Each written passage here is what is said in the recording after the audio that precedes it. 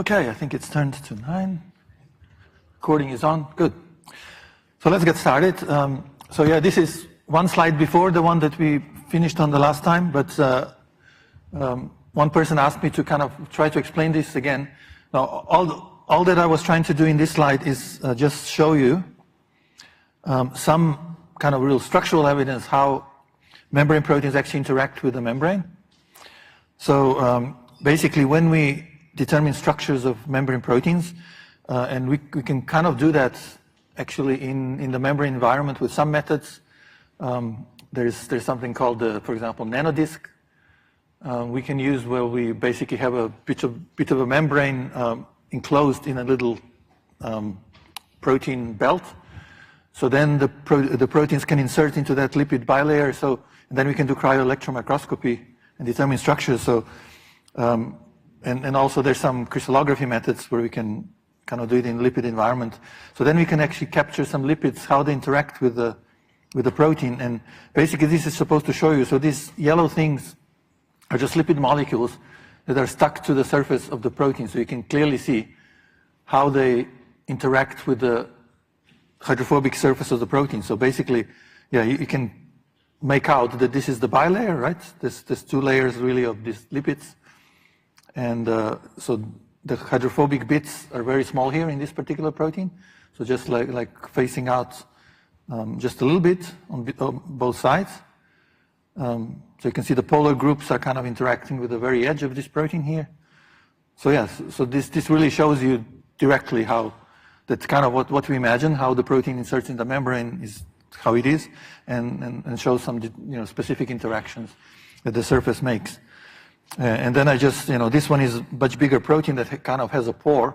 And you can see that in this case, it's also kind of on the inside of the pore that we have some lipids interacting here. So that's, this was just for you to visualize how the lipids actually interact with these membrane proteins. And then, I went through this last time already. So we have a limited repertoire of folds that span the membrane. And that's kind of what we're going to look at today to finish up this lecture on membrane proteins. So the first one is, how does an alpha helix interact with the membrane? So as I said, the easiest way to really go through a membrane is to have an alpha helix span the membrane. So obviously, and I think it would be, I don't know, a large proportion of proteins actually just have alpha helical transmembrane regions. So basically, alpha helix is kind of a stable secondary structural element, and then if it has the right surface properties, it will basically just go through the membrane. So that's kind of the basics of it. So we will look at the next slide at the structure. So all we need to have an integral membrane protein is one transmembrane helix, but there's obviously a lot of proteins that have more than one. So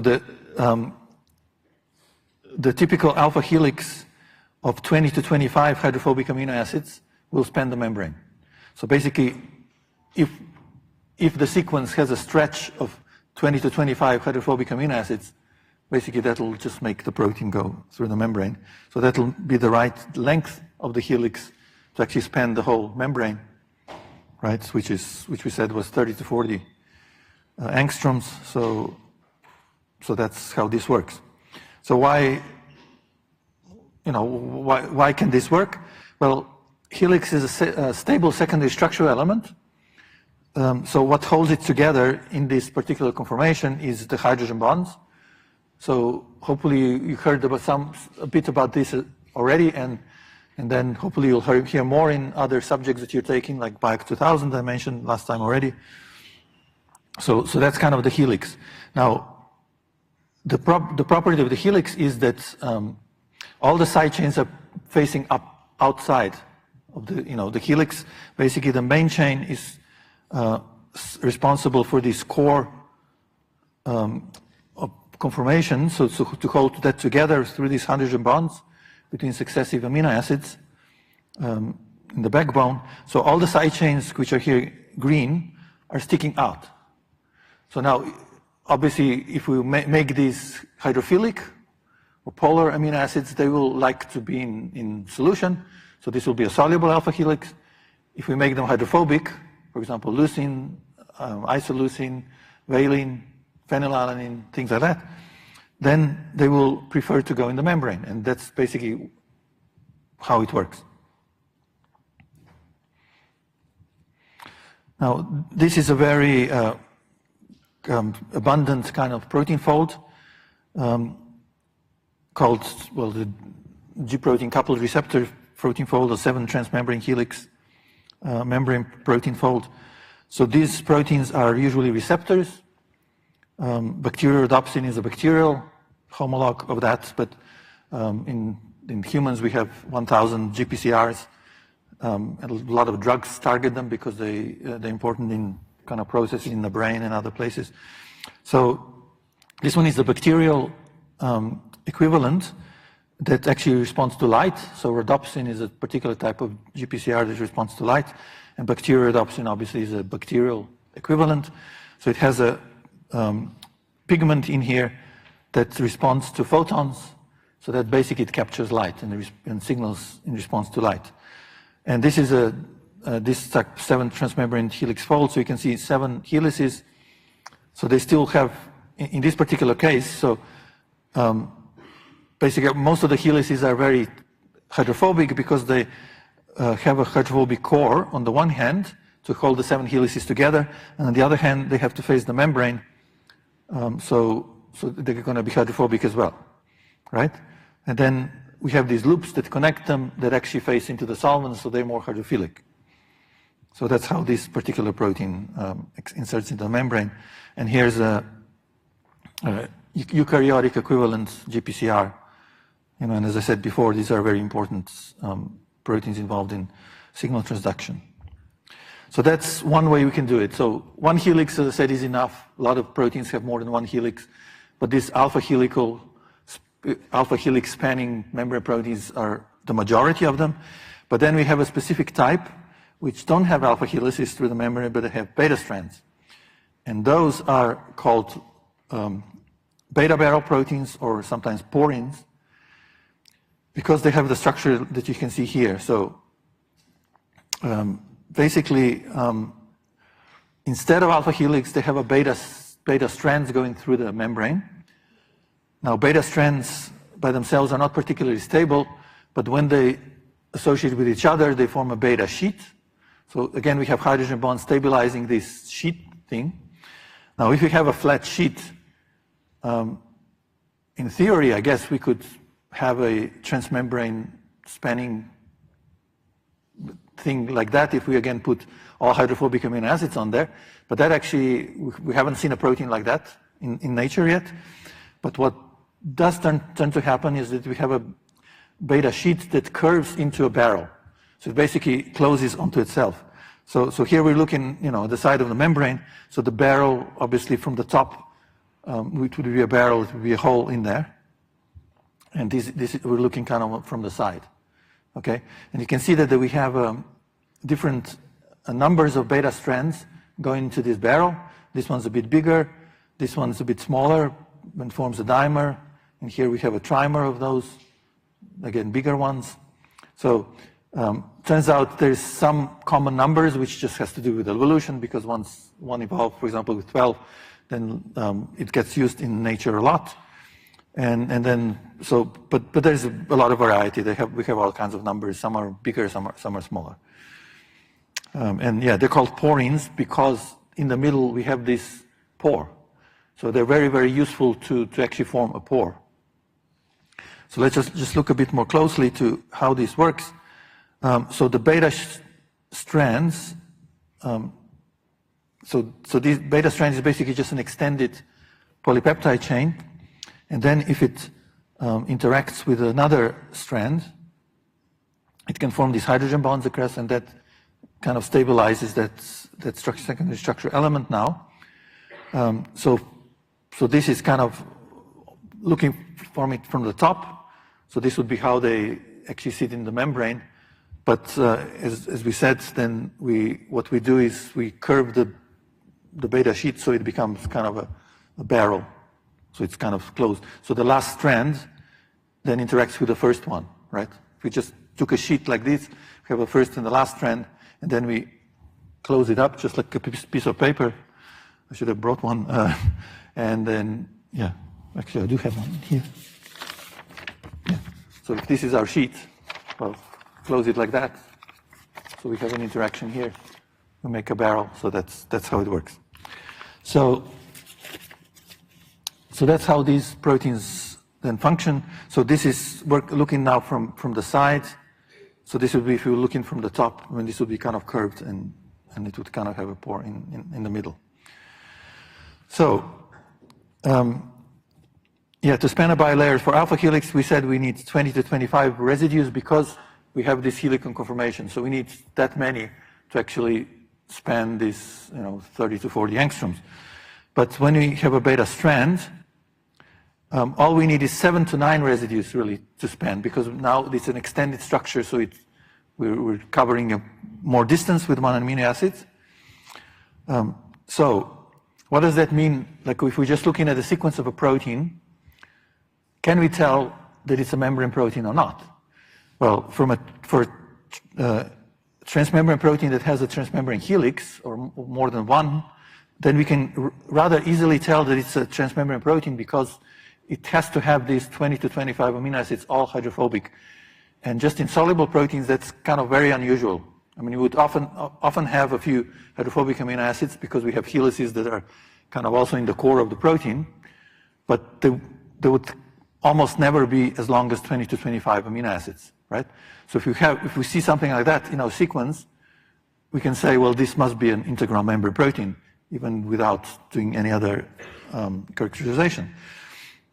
Now, when it comes to beta strands, that's a bit more difficult because it's a much shorter stretch of those amino acids. And then, in addition to that, when we actually look at a few membrane proteins, you'll see that even not all those 7 to 9 have to be hydrophobic. It's only ones that face on one side. Because now, yeah, you see if we look from the side, now we have this amino acids side chains here and also on the other side. So if we had them all hydrophobic, we could insert a flat sheet in there.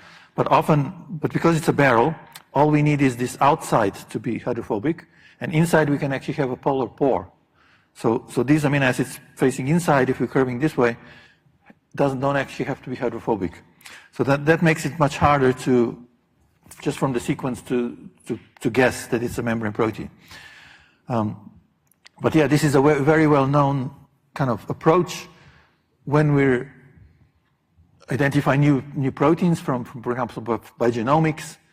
We sequence the genome and we identify what are the protein coding regions. And then we find this is a protein. We have no idea. It's not similar to anything else characterized, so we don't know what it does. But we can look at the sequence and we can tell, well, it's got these big stretches of hydrophobic amino acids. It must be a membrane protein. And this is very nicely illustrated here. So this would be our GPCR that we just looked at. And you can see that nicely it has 7 peaks that has very high hydrophobic character. So basically we're just scanning along the sequence and we're kind of plotting the hydrophobic character. So that's called a hydropathy plot.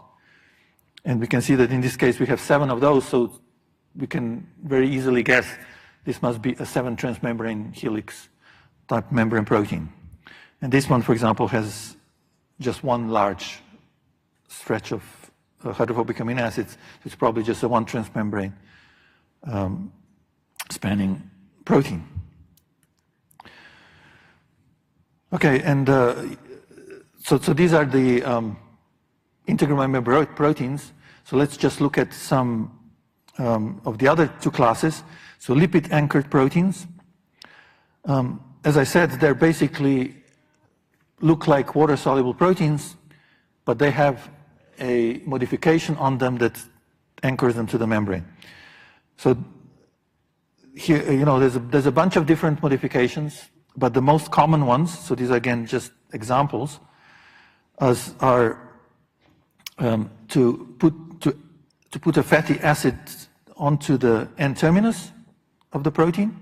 So usually these fatty acids would be 14 carbon, which is called myristate, or 16 carbon, which is called palmitate. So, and the modification is called acylation. We can instead put prenyls, so they're just another type of chemical structure that's made of carbons. So that one turns out it usually uses the C-terminus, so we prenylate the C-terminus. So we put these isoprene units. And the third one, which is very common, it's called GPI, glycosyl phosphatidyl something, which is also the C-terminus. So I think it's, yeah, glycerophosphatidyl inositol, GPI, linker, anchor. So, yeah, again, obviously has connected kind of to phospholipids type structure, I mean, or similar to phospholipids type structure, but it's a particular modification, but it's widely used through nature. So these are the three main ones.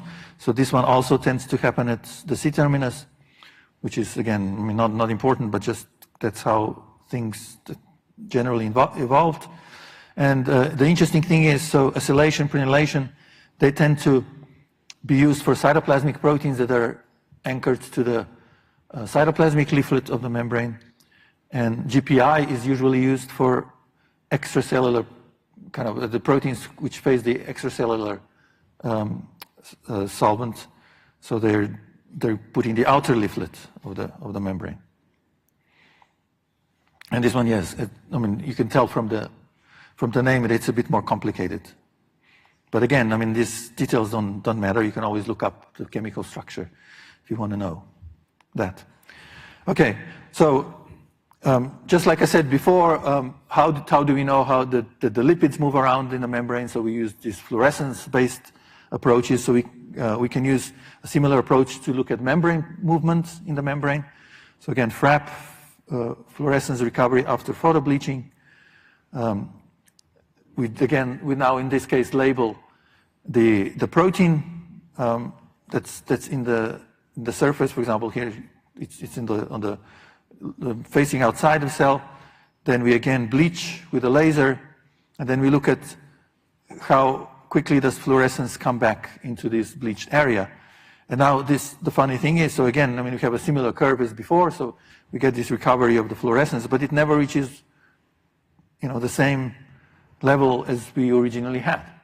So why is that? Well, it's because, I mean, first of all, yeah, it's also slower. The membrane proteins kind of move slower, and that kind of makes sense if you think about. I mean, most of these proteins would be integral membrane proteins, so they span both layers of the membrane rather than lipids, which are just in one layer. So they'll be a bit more mobile, just because of that. But then there's a lot of proteins that are kind of stuck or interacting with other things in the cell. For example, cytoskeleton. So that prevents them moving around, at least to that extent. So that's why we actually don't get full recovery, because some proteins can never move back into that area and just stay in that area, and then that's why we never recover all the fluorescence.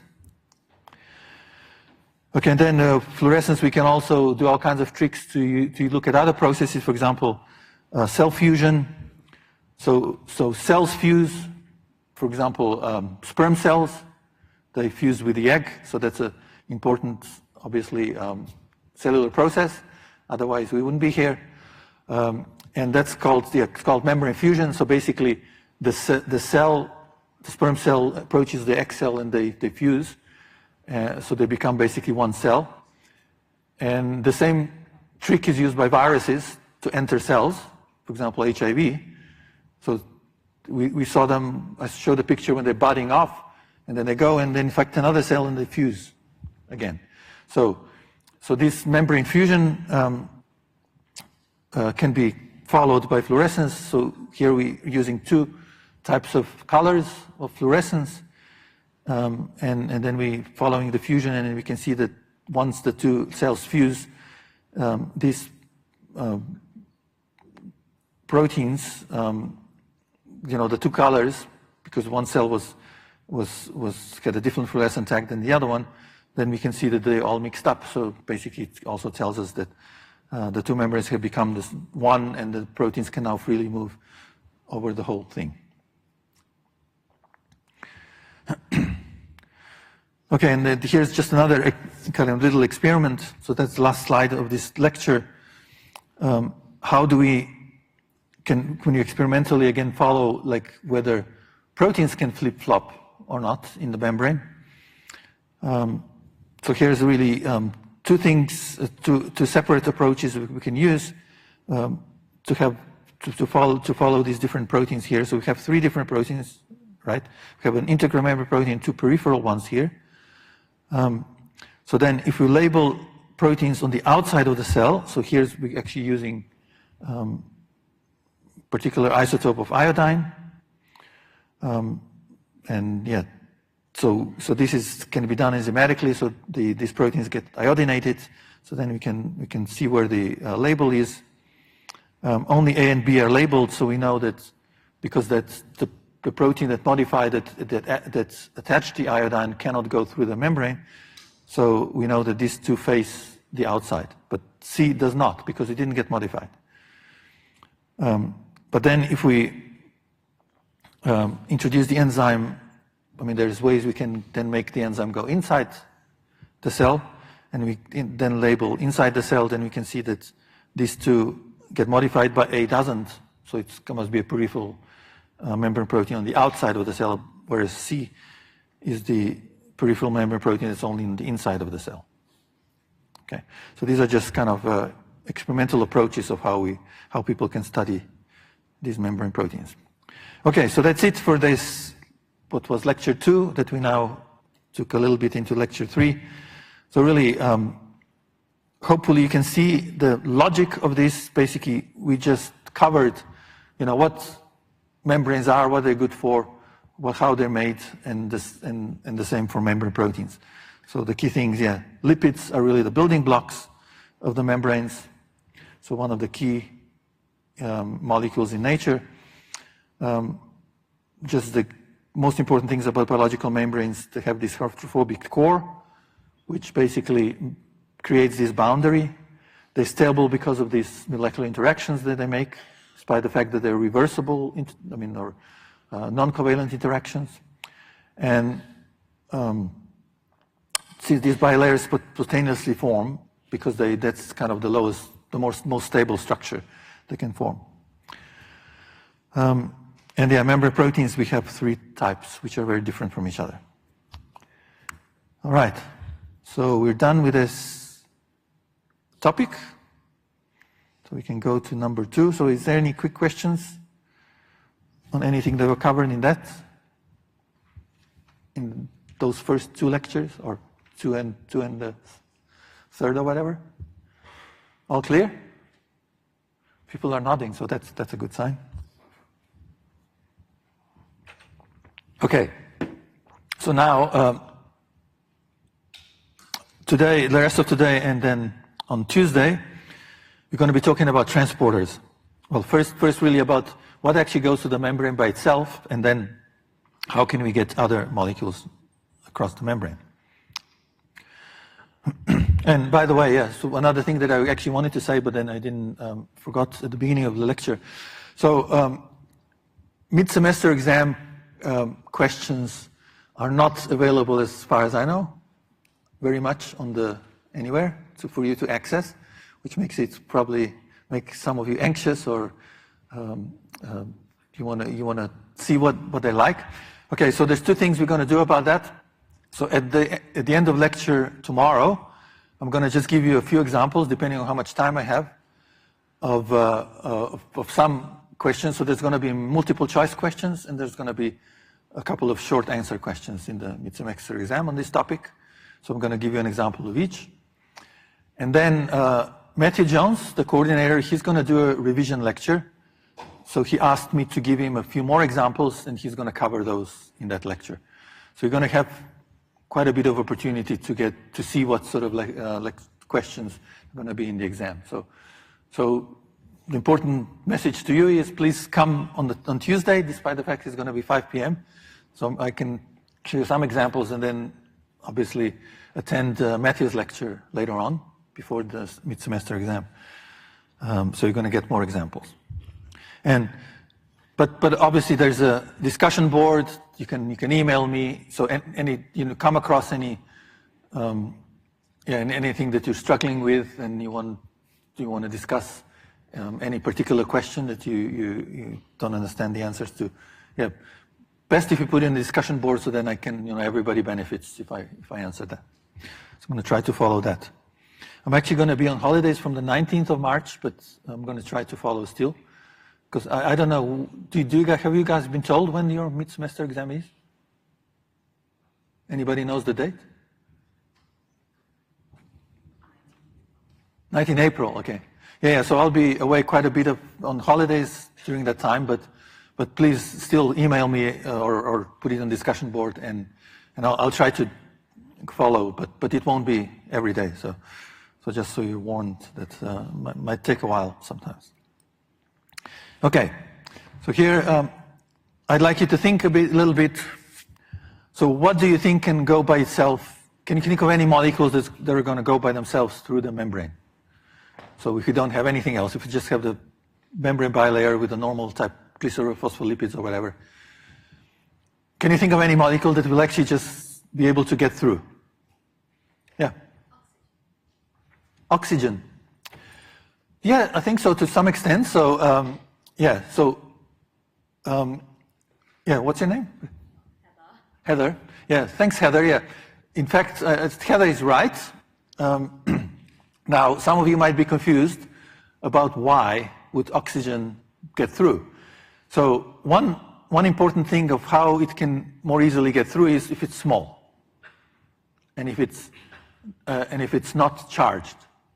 Okay, so oxygen is small and not charged, so it'll be able to get through. So a lot of kind of these small gas-like molecules, the same with nitrogen, will be able to get through. So that was a really good example. Yeah, we have one up there. Yes, water. Well, that's a tricky one. To some extent. Yeah, to some extent. Yeah. What's your name? Daria. Thanks, Daria. Yeah. So that's a good one to have a discussion about. So one of the things that we kind of kept talking about when we talk about membranes, they have this hydrophobic core, so they want to exclude water-soluble molecules. So, I mean, if the water was going through, then it would kind of not make sense, right? Now, but the thing is, just like I said before, about when he talked about oxygen that Heather mentioned, well, water is also a small and molecule. It's just basically even smaller than oxygen, just one O with two H's. So why wouldn't it get through? Well, there's a little bit of a difference. So oxygen interacts with itself much less, and that's why it's a gas. Okay, water is liquid at normal temperatures, right? And that's because it forms hydrogen bonds itself. It's more interaction. So that will, in a way, that's part of why it will not be as mobile and not be able to get through the membrane as much. But then it will occasionally get through, okay? Because it still has these properties. It's small enough, and it's non-polar. Now, one of the key things of not being able to get through the membrane is if you have a charge, okay? So now in water, we'll also have hydroxyl ions, we'll also have hydronium ions, and those won't be able to get through as much. So just non-charged water molecules will occasionally get through, but then not very often. So I think this is a very important slide. So take a bit of time with this and just have a look and try to make sense out of, why certain molecules are getting through, why certain molecules are occasionally getting through, why other molecules are never getting through. Okay, so we have these gas-like gases. So they're all small, they're all non-charged, and that's why they can get through. Then we have things like ethanol. Okay, so that's a little bit less polar than water, I guess, because it's got this carbon kind of groups on it, so that can get through, okay? So that's still small enough, and I guess methanol will be similar, it's even smaller, so it'll get through. But then when we kind of start getting bigger or kind of, have some other properties which are not particularly favorable in terms of getting through the membrane, then we will be getting through less. So water molecules are here, so they will occasionally get through. And the same with kind of other kind of similar type molecules. Urea, if you look at the structure, will be kind of, again, similar. It's got, it's a little bit bigger, but it's still kind of reasonably polar and so on. So it's obviously water soluble. Okay, but then we get to all these ones here that never get through for all practical purposes. So these are sugars, glucose, fructose. They just get too big, and they're reasonably polar, so they won't get through. And these are actually quite small. I mean, some of them are just one an ion of one atom, like potassium, magnesium. They don't get through, and it's because of the charge. So charge just doesn't like hydrophobic environments. Okay, so that will be very much excluded. So as long as it's charged, it won't get through. And then we have some bigger molecules, most of them charged, at least to some extent, but it's just the sheer size just won't let them through by themselves. Okay, so this is, spend some time with this so you kind of just make sense out of it. Again, it's not about memorizing, oh, this one can go through, this one cannot go through. It's just about, well, what kind does it have to be to get through, and what kind does it have to be not to get through? And the most important thing is charge and size, or charge being kind of related to polarity or hydrophobicity.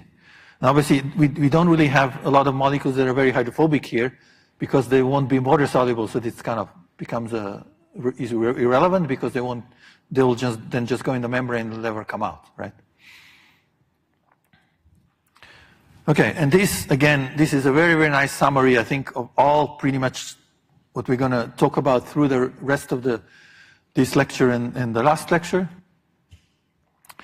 So this is pretty much summarizes all the different ways molecules can get through the membrane.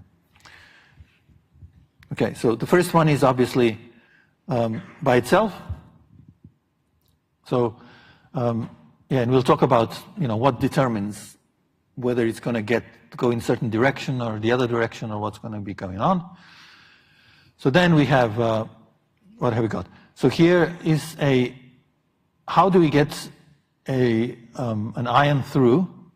Well, there's one trick. So there's certain molecules that can coordinate the ion or kind of chelate the ion, cover it up, and basically disguise now the ion. So it's basically eliminate the charge. So the charge won't be seen on the surface anymore. And as long as then the surface of this molecule is compatible with going through the membrane, then it will be able to take the ion in there. So these are called ionophores.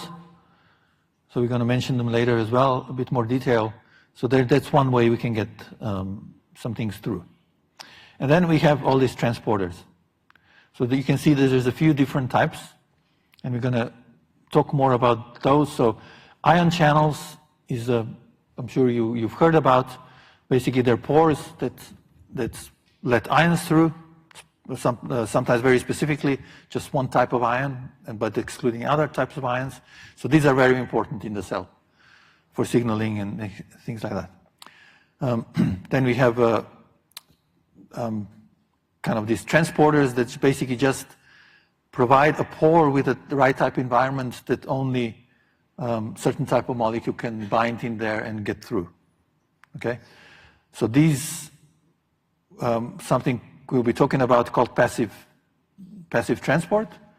Basically, they just provide a pore, and then the molecules can get through if we have the right concentrations, etc. And they usually go in a certain direction when there's a gradient. And then we have active transport. So now, kind of similar to this, there will be again a pore for a certain type of molecule, but we will now also have some ways to include energy to power the transport, to push, to enable that transport. So now it will be because we're actually adding energy, it will be able to transport things even against its gradient. It's not just like a diffusion type thing, so it's going to go down the gradient. We can actually do it against the gradient. So even if we have less of this substrate molecule here, we can still transport it inside, despite the fact that the gradient goes the other way. And then we have, nature has come up with some tricks where it can transport two things at the same time, one helping basically the other one to come through, and we're going to talk about that. So that's called secondary active transport. Okay, so again, it's got this star. It means it's important to have a look at it, try to understand it. Okay, so this is now basically coming back to the physics of it when we talk about transport. So probably all of you are pretty much familiar with this, but yeah, it's good to just think about it in that way. So when we have a membrane, and we put, and now we have something that can actually go through the membrane. And we put on one side of the membrane, we put a very high concentration, and the other side we have low concentration.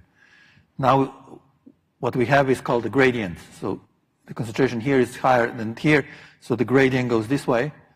So physics will tell you that this will try to go to equilibrium.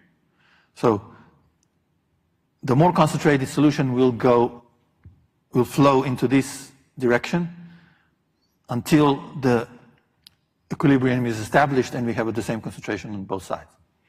Once that is the case, molecules will still be buzzing back and forth, but the net flow now will be zero because the same amount will go that way and that way. But when we have a gradient, the net flow will go down the gradient. So I'm sure all of you are kind of pretty familiar with this, right?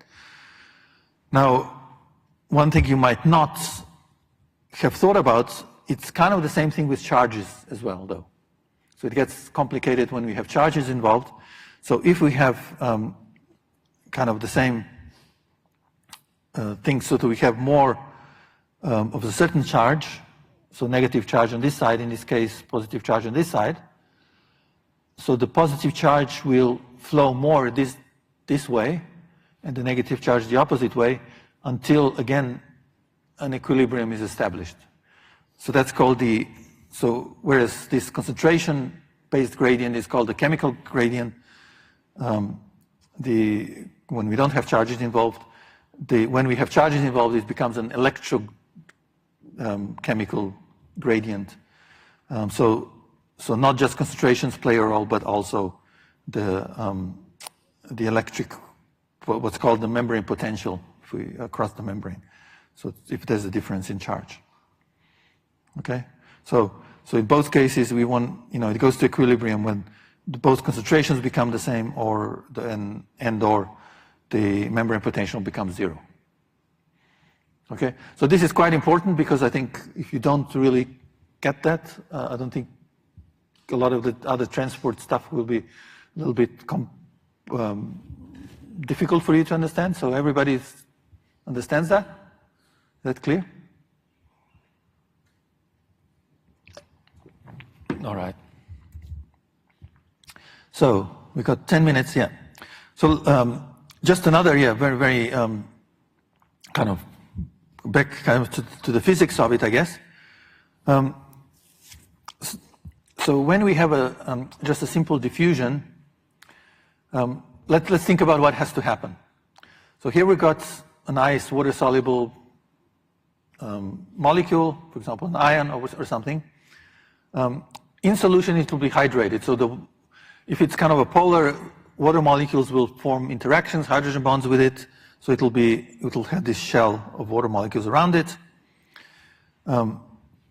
Now, if we want to push this through the membrane, what has to happen? Well, first of all, the water will be stripped off because it doesn't like to go through the membrane.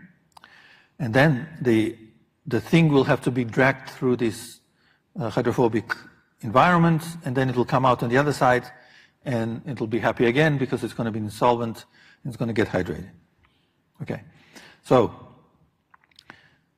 if we energetically think about what needs to happen here, so we start at a certain energy level, so it's happy because it's in solution, it's making interactions.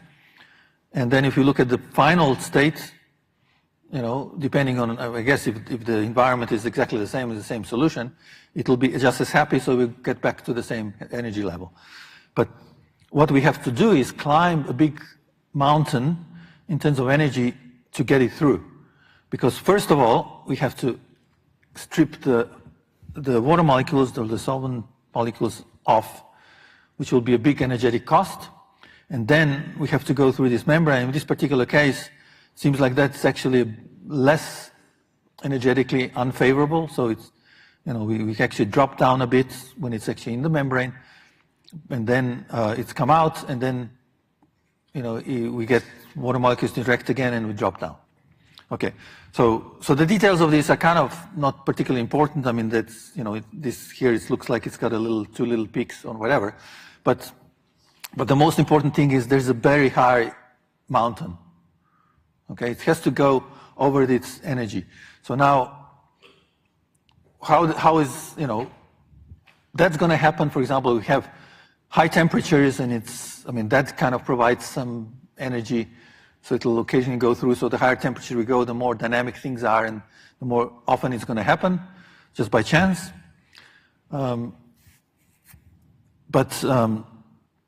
Otherwise, it's going to have to basically climb this mountain. So how do we make this easier? Is if we have a transporter, what actually happens is that we make it easier by making this, basically reducing this mountain, the size of this mountain, so it only has to climb a little bit over a small hill, right? Because we provide an better environment for this thing to be transported.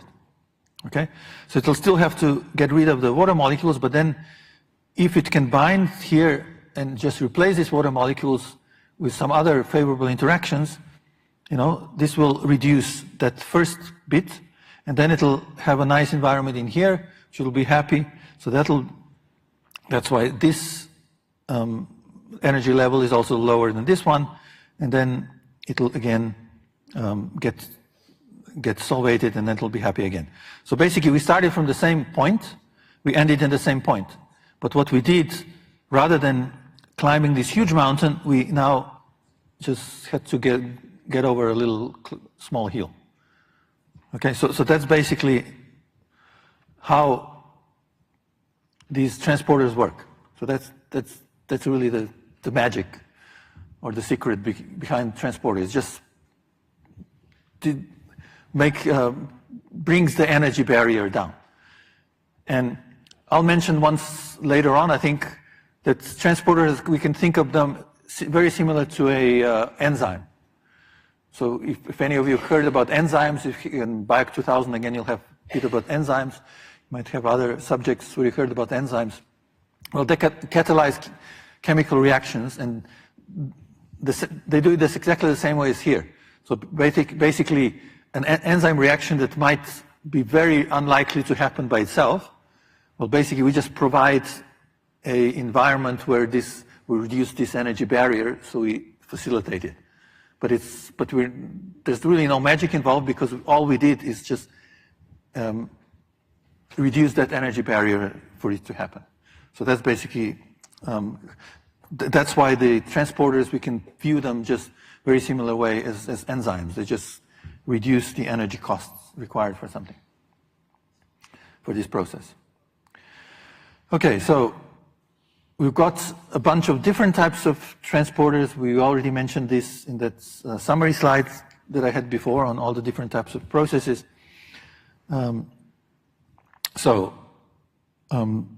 This one is called, sometimes called a pump, but it's basically an active transporter. So it's using ATP to be able to transport things against the gradient. This one is an ion channel. Basically, that's just a pore, and things will only go down the gradient. But it's not a pore that's open all the time. It's got a gate. So basically, the trick of the ion channels is that they are closed, and then something triggers them to open, and then allows flux of ions, but that flux will only go if there's a higher concentration on one side, then it'll go into this direction.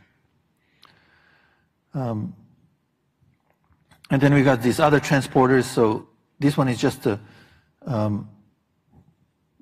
again, kind of similar to the ion channel, but they're usually more specific and more and slower. So it'll just bind a particular molecule, and as long as there's bigger concentration here, it'll eventually transport it on this side. And these are now transporters transport more than one thing at a time.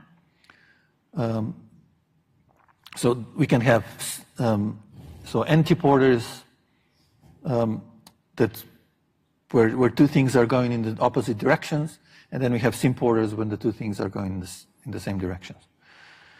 Okay, so now because in these two cases, so in this case, obviously we need a gradient. So this triangle here is the gradient, right? So we've got more concentration here, which means that the molecule will go this way. Now, in this case, it becomes more complicated because we got the two having gradients because they're going opposite directions. They will counteract each other, and that's how we can. That's why I said this is one way we can actually transport something against its gradient, because it can only happen when the other one transport. And that if that gradient overpowers the other gradient, then it'll actually be able to transport things against the gradient of the other. So that's a bit more difficult to understand, but hopefully you can think of that. It's really just in the end, we're just going towards equilibrium. So equilibrium in this case is a bit more complicated because it can only be established by two things kind of cooperating at the same time. And in this case, obviously we have two gradients of the same. So if one, again, if we can have the same, if one gradient is much stronger, and the other one was actually it could kind of counteract the other one as well, and it can help transport something that maybe doesn't have a gradient.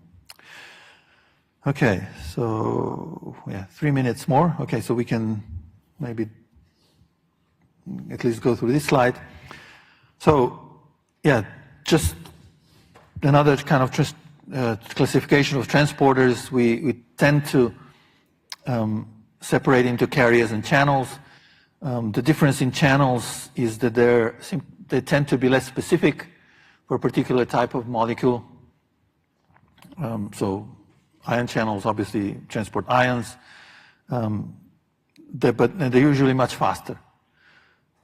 So they tend to not get really saturated very easily. On the other hand, carriers are much more specific but much slower. So they have usually very high specificity, but that actually comes at a price that they can't transport things as fast as the channels. Okay, but then we have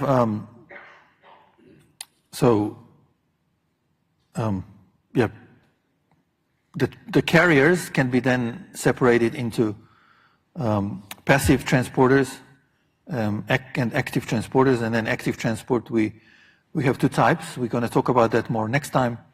So we have primary active transport and secondary active transport. And I already mentioned primary is basically chemical energy from a chemical reaction that's powering it, and with secondary it's just kind of a gradient of something else. So that's why it has to be coupled to some other.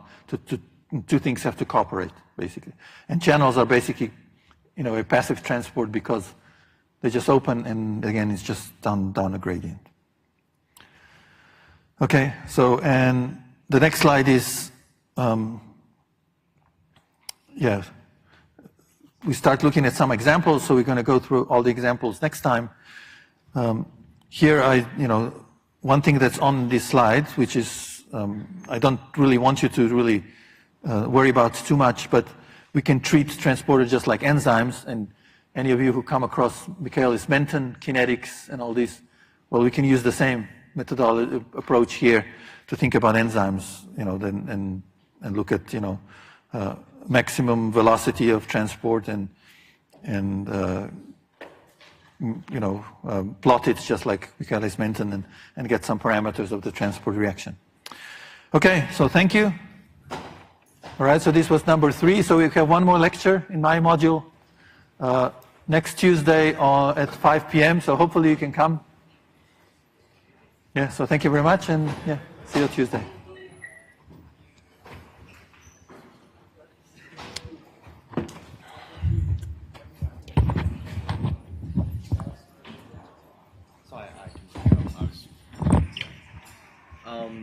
When okay. When it said that I think it was GP1 was attached to the membrane, like lipids. GPI anchor, you mean? Oh, GPI. Yeah. That was it. Yeah.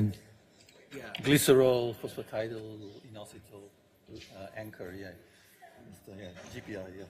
Yeah. Was that Okay, so I saw that was attached via phospho. I think it was to like amine or something like that, and like via variable sugars and via like